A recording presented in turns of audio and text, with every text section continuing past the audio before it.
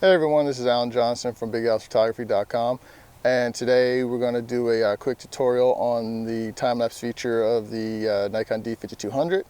I just recently did one on the D800, and I'll link to that below so you can go check that out because it'll have more in the details of what you should bring with you and things like that. This is just going to be to show you how to get your D5200 working for time-lapse. With the D800, I was able to use a timer, which I do believe you can get one also for the 5200, but I don't have that. But luckily it's got the time-lapse feature sort of built into it, so we won't need to worry about it. And I'm using my Nikon 24-70 lens on the camera. And since it's a DX camera, it's got a crop factor of 1.5.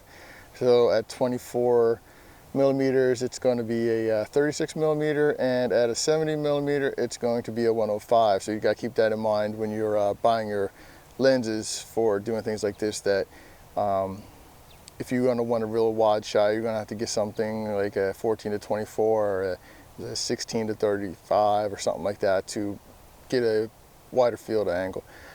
But that's not what we're here to talk about. We're here to talk about how to get the time-lapse set up on this. So let's get into it, and I'll show you how to do it.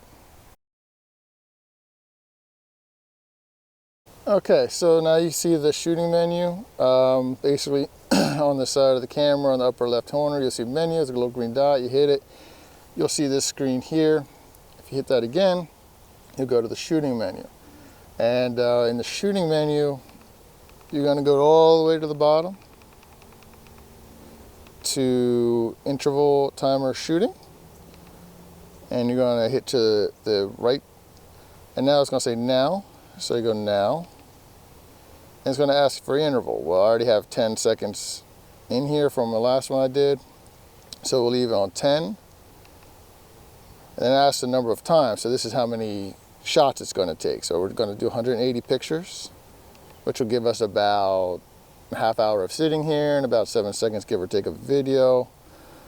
And then when you come to this screen, you see it says on, off. Now you're going to want to go to on and hit OK. And it says timer active. And there's the first shot. Well, actually the second shot, because the first shot was a test shot I did. And yes, you can see me in the camera, so sorry for the glare.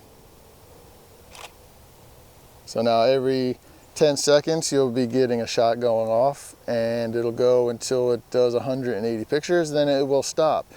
If for some reason you need to stop it, if you need to move the shot, or if you made a mistake, or you need to fix your exposure or anything like that, the only way to stop this is to actually switch the camera off and then back on again. So keep that in mind. So make sure you're all set up and ready to go before you set the camera to go. Also, make sure that you frame your shot up and get your,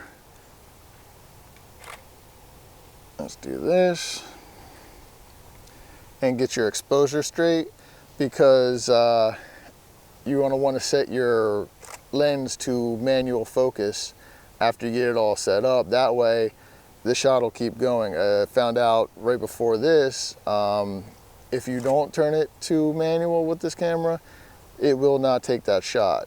It'll just keep refocusing, refocusing, refocusing. So once I switched it to manual, it started to shoot without a problem.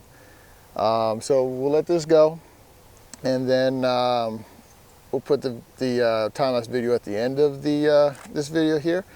I'm not going to show you how to edit it. If you want to see how to edit the time-lapse and to turn it into a time-lapse, I'm either going to have a separate video for that, which I'll link below, or it'll be in with the D800 tutorial. I haven't decided yet. So look at the bottom links, you'll see where I decided to put that. Oh, and one more thing. I know it's not so much for this, but for long exposures, you're definitely going to want to cover your eyepiece here, because you can see when the camera shoots, it closes. So there is light getting in there. For time-lapse, it's not a big deal, but for things as long exposure, it will be. And we'll touch more on that in another tutorial.